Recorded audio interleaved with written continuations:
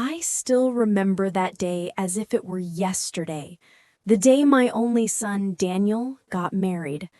The church was filled with laughter, music, and the kind of excitement that usually surrounds a wedding. People were smiling, the bride looked radiant in her white gown, and Daniel, well, he looked happier than I had ever seen him before. But me, I stood quietly in the corner, dressed in my old suit. It wasn't torn, it wasn't dirty, but it was simple. Too simple for the grandeur of that wedding. I wasn't part of the celebrations in the way a father should have been. I wasn't sitting at the front row, nor was I asked to walk him down the aisle or even give a speech. I was just there, like an outsider in my own family's most important moment. And you know the bitterest part? Nobody cared. Not Daniel, not his new bride, not her family. They didn't ask me to join the photographs. They didn't ask me to sit at the family table. They didn't even ask me to say a few words. I simply sat quietly and watched my son vow to share his life with another woman, as though I, his father, had no role in his journey. The silence that spoke louder than words. As the ceremony ended and the reception began, the guests filled the grand hall, their voices rising with laughter and music. The bride's family was everywhere, clinking glasses, hugging guests, boasting about the wedding. I, however, sat at a small table near the back, barely noticed. A few distant relatives gave me a polite nod, but most ignored me. And Daniel, my own son, he only came to me once. "Dad, I'm glad you came. Just please try not to embarrass me today, okay?" Those words cut deeper than any knife. I wanted to ask, embarrass you? How could a father embarrass his own son at his wedding just by being present? But I didn't. I simply nodded, swallowed my pride, and forced a small smile. "Of course, son. I'll just sit here quietly." He gave me a quick pat on the shoulder and disappeared into the crowd of guests. And that was the last conversation we had that night. The forgotten father. While the bride and groom danced their first dance, I sipped quietly on my glass of water. Everyone else enjoyed expensive champagne, but I wasn't offered any. The servers passed me by as though I wasn't there. I watched my son smile and laugh, surrounded by people who barely knew him, while I, his father, the man who raised him, was left in the shadows.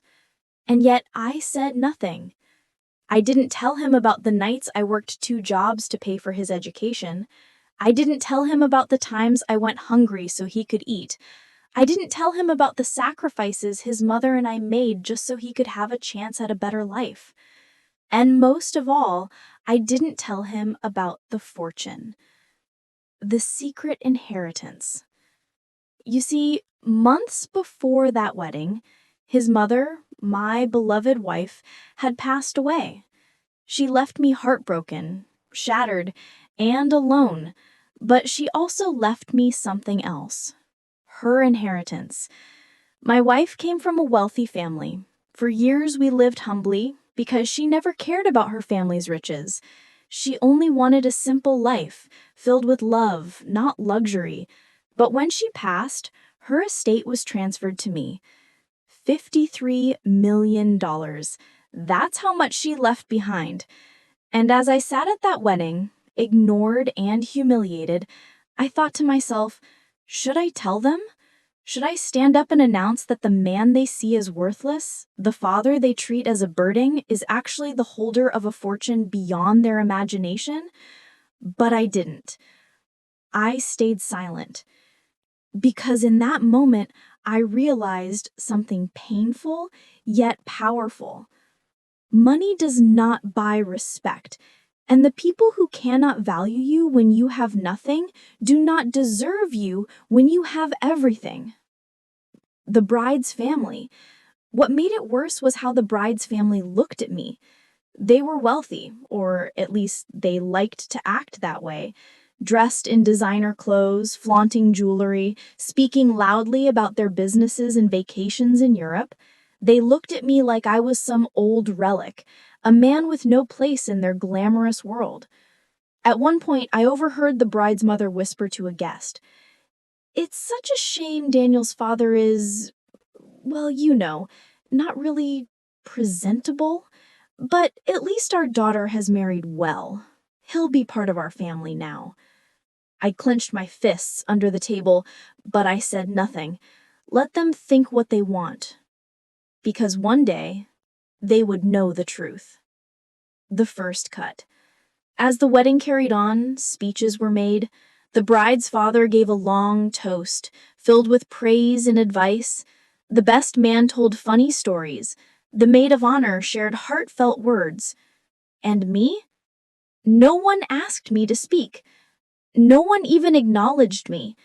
When the host announced, "Now we'll hear from the parents of the bride and groom," only the bride's parents took the stage. I remained in my seat, my chest tight, my throat dry. My son didn't look at me, didn't notice me, didn't remember me. I was invisible. And yet, I stayed silent. My vow to myself. That night, as I left the wedding alone, I made a vow. I would not beg for my son's respect. I would not force him to see my worth. I would not throw money in his face just to be treated with dignity. No, I would wait. I would let him live his life blind to the truth while I watched silently. And one day, when the time was right, when he least expected it, he would discover who I truly was. And on that day, it would not be me who begged for his approval. When I got home after the wedding that night, I sat alone in my quiet living room. The suit I had worn was still neatly pressed, but it smelled faintly of cheap perfume from the crowded hall. My shoes ached my feet, but my heart ached far worse. I poured myself a small glass of tea and sat by the window, staring out at the empty street. The silence of my house pressed down on me, and my wife's absence felt heavier than ever. That was when the memories came flooding back. The long years of sacrifice, the struggles, the nights we endured hunger so that Daniel could eat, the dreams we gave up so that he could have his. And now, to him, I was just, "Dad, please don't embarrass me." The beginning. I wasn't always poor. My wife and I started with very little, but we had dreams. She came from money, but she chose me, a simple man, because she believed in love, not wealth. Her family disowned her for that choice. They told her she was throwing her life away, but she smiled, held my hand, and walked away from their mansions and limousines to start a modest life with me. We built everything with our own hands: a small home, a small business, a small family. When Daniel was born, it was the happiest day of my life. I remember holding him in my arms and whispering, "I will give you everything I never had." And I tried. Lord knows I tried. Working 2 jobs. There were times when we had nothing but a loaf of bread to last the week. Times when I worked at the factory all day, then cleaned offices at night. Times when I came home with blistered hands, so tired I could barely lift my son. But every time I saw Daniel smile, every time I saw his eyes light up with curiosity, I felt it was worth it. I wanted him to study, to dream, to soar higher than I ever could. I remember once when he came home crying because other kids mocked his worn-out shoes. That night, I skipped dinner, took an extra shift, and bought him new ones. The smile on his face made the hunger in my stomach bearable. But he never remembered that. His mother's love. His mother adored him. She worked as a teacher, earning little, but she poured everything into Daniel's upbringing. She read him stories at night, helped him with homework, taught him kindness, humility, respect. She used to say, "A child who forgets his roots is a tree without water." I believed those words. I thought Daniel would grow into a man who never forgot his roots. But I was wrong. The change. The first signs of change came when Daniel went to college. We had saved every penny, sacrificed vacations, skipped repairs, sold furniture, all so he could go to a good university. At first, he was grateful. He would call often, tell us about his classes, thank us for the support. But as the years passed, his calls became shorter, fewer. He started visiting less. When he did come home, he seemed embarrassed by our modest house, our old furniture, our simple meals. He started dressing differently, talking differently. He wanted to fit in with the wealthy crowd at his college. And soon he began to see us not as our proud parents, but as burdens he wanted to forget. The first insult. I'll never forget the day he came home with his girlfriend, who would later become his wife. We welcomed her with warmth, cooked a special meal, and treated her like family. But she looked around our home with disdain, as though it were beneath her. At one point, I overheard her whisper to Daniel, "Your parents? They're sweet, but so simple. Don't you want more than this?" And Daniel, my son, instead of defending us, just laughed awkwardly and said, "Yeah, I know." That was the first cut. And cuts like that never really heal. His mother's death. When his mother fell sick, we called Daniel again and again. He was busy. He had meetings, trips, important dinners. He came once, near the end, when she could barely speak. She looked at him with tears in her eyes and whispered, "Always remember who you are, son." He nodded, kissed her hand, and left the room to take a phone call. A week later, she was gone. At the funeral, he cried, but I couldn't help but wonder, were those tears for his mother or for himself? The inheritance. After she passed, her family reached out. They had ignored her for years, but now they remembered her. Lawyers came, documents were signed, and suddenly, I was the heir to her estate. $53 million. It was overwhelming. I didn't even know how to process it. But I knew one thing for certain.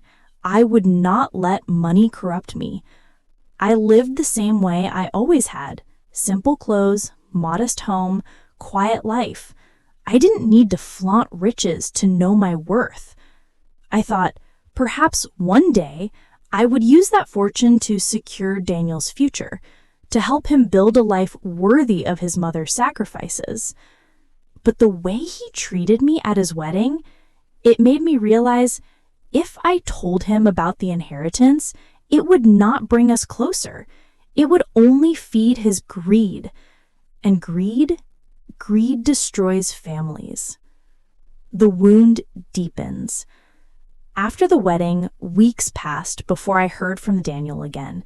He didn't call to ask how I was. He didn't visit. He didn't thank me for attending. Instead, he sent a short message. "Dad, sorry I didn't spend much time with you at the wedding. Things were hectic. We'll catch up soon." But soon never came.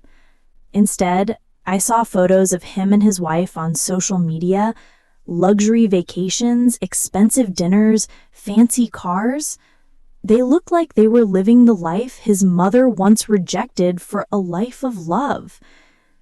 And yet, I sat in my small home, staring at the inheritance papers, wondering if my son would ever see me as more than just an embarrassment. The boiling point. The final straw came a few months later when he invited me to dinner at their new house. It was a mansion filled with expensive furniture, art on the walls, chandeliers hanging from the ceilings. I felt like a stranger walking through it all. During dinner, his wife spoke openly about how lucky Daniel was to have escaped the small life he grew up in. And then Daniel said it, the words that made my blood run cold. Yeah, I love my dad, but he's not really part of this world. He wouldn't understand. I sat silently, staring at my plate. My son, the boy I had raised with everything I had erased me from his world. And he didn't even know that the very fortune that could buy his world was in my hands. That night, as I left their mansion, I made another vow. I would wait. I would remain silent. And one day, when life showed Daniel the truth of who really mattered, I would be ready. The days after that dinner at Daniel's mansion were some of the loneliest of my life. I sat in my small kitchen each morning with a cup of tea, staring at the inheritance papers tucked safely inside my drawer. $53 million. Enough to change Daniel's life. Enough to change his children's lives. Enough to build hospitals, schools, shelters. Enough to leave a mark on the world. And yet, I remained silent. Because what good is money in the hands of someone who has forgotten his own blood? The visits that never came. Weeks turned to months. Daniel never visited. Not once. He sent the occasional text, short, rushed, as though he was ticking a box. Hey, Dad, busy week. Hope you're good. Sorry I couldn't come by. We had a business trip. Take care of yourself, Dad. We'll call soon. But the calls never came. The visits never came. And the silence in my house grew heavier. Sometimes I would cook his favorite meal, beef stew with extra potatoes, hoping maybe he would surprise me with a visit. But the stew grew cold on the table, and I ended up eating alone, staring at the empty chair across from me. The neighbors. My neighbors often asked, "Don't you get lonely, old man?" I would smile and say, "No, I have memories." But memories are tricky things. They bring warmth, but they also bring pain. I remembered Daniel's little hands tugging at my shirt, begging me to play. His laughter when I carried him on my shoulders. His innocent promise at 12 years old. "Dad, when I grow up, I'll buy you a big house and you'll never have to work again." Promises. Empty promises. The test of temptation. One evening, a lawyer came to check in about the inheritance. He said, "Mr. Lawson, you have the option to distribute some of this wealth now, or we can continue to keep it in trust." I asked him, if I gave it all to my son, what would happen? He smiled and said he would become a very wealthy man overnight, but I always advise my clients, wealth reveals character. Sometimes it destroys more than it builds. I thought long about those words. Wealth reveals character. Daniel had already revealed his character without the money. If I handed him millions, what then? Would he grow kinder? Or would he grow colder, greedier? I told the lawyer, keep it as it is. He doesn't need to know. But fate has a way of testing silence. One evening, Daniel called unexpectedly. His tone was rushed, irritated. "Dad, listen, don't come by the house unannounced, okay? It's just awkward sometimes. We have guests, meetings, events. You understand." I sat there in silence, holding the phone to my ear. He continued, "It's not that I don't want to see you, but you know how it is. Different worlds. Different worlds." Those words echoed in my chest like a hammer striking steel. Different worlds? Had I not built his entire world with my bare hands? Had I not bled and sweated so he could climb into the world he now claimed as his own? I whispered, "I understand, son." And I hung up. That night, I sat at my desk staring at the inheritance papers once more. I realized then the money was not Daniel's reward, it was his test, and he had already failed. I would remain silent. I would not hand over millions to a man who saw his father as an inconvenience. Instead, I would wait. Life has a way of teaching lessons far harsher than a father ever could. One day, Daniel would come to me, not for money, but for something far greater: guidance, forgiveness, love. And when that day came, I would decide whether he had truly learned what it means to be a son. Until then, the silence of a father would be louder than any fortune. The silence between Daniel and me stretched for nearly a year. Birthdays passed, holidays passed. The chair across my table remained empty.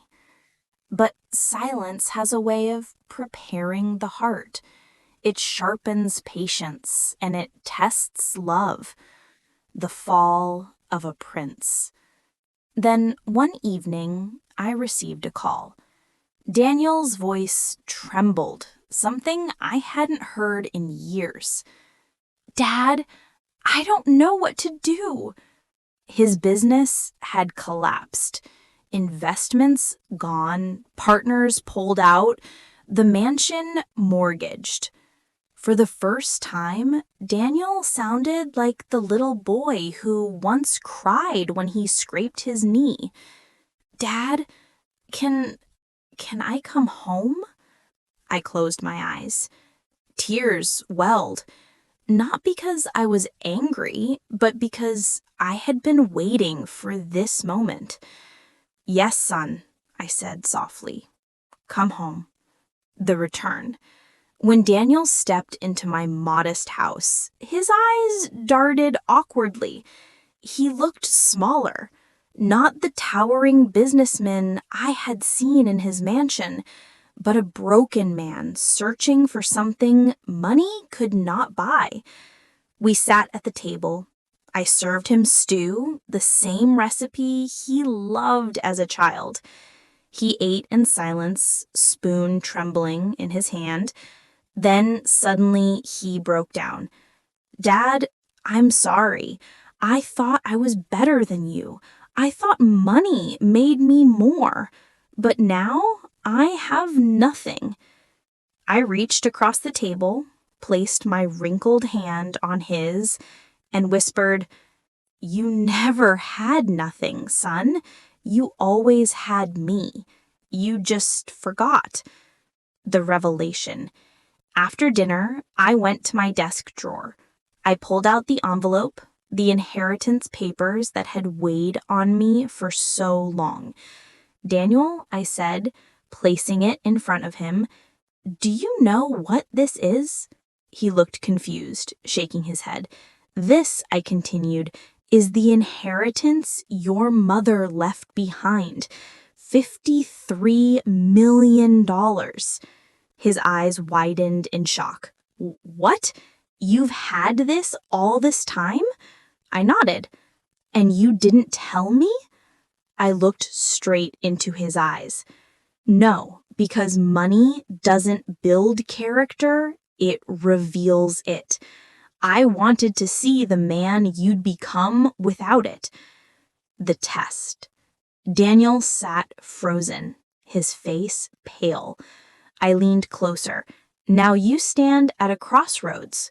You can take this money and build a life worth living, or you can let it destroy you again.